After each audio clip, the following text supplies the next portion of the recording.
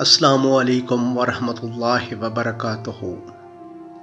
ہمیشہ میٹھے الفاظ بولو تاکہ کبھی الفاظ واپس لینے پڑیں تو کڑوے نہ لگیں۔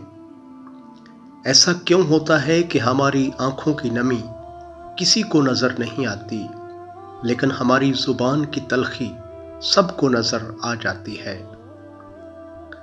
تمہارے شہر میں رسمیں ہیں گھر بنانے کی، ہمارے شہر میں سب آستین میں رہتے ہیں۔ کبھی کبھی چپ رہنا شکایت کرنے سے زیادہ بہتر ہوتا ہے۔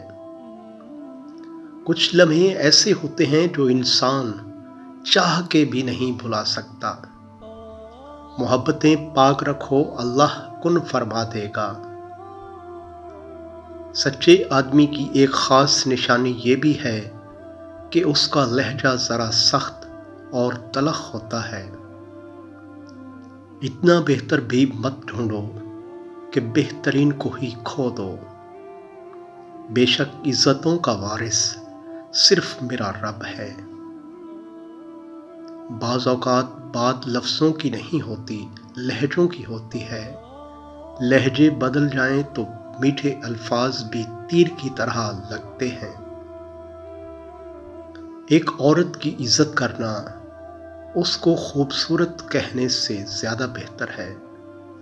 زندگی ہمیشہ ایک سا رنگ نہیں رکھتی، کبھی اتنی مہربان ہو جاتی ہے یوں لگتا ہے جیسے کائنات میں کوئی غم نہیں، کبھی تو یوں رخ بدل لیتی ہے جیسے مسکراہٹ کبھی اس کا حصہ ہی نہ ہو۔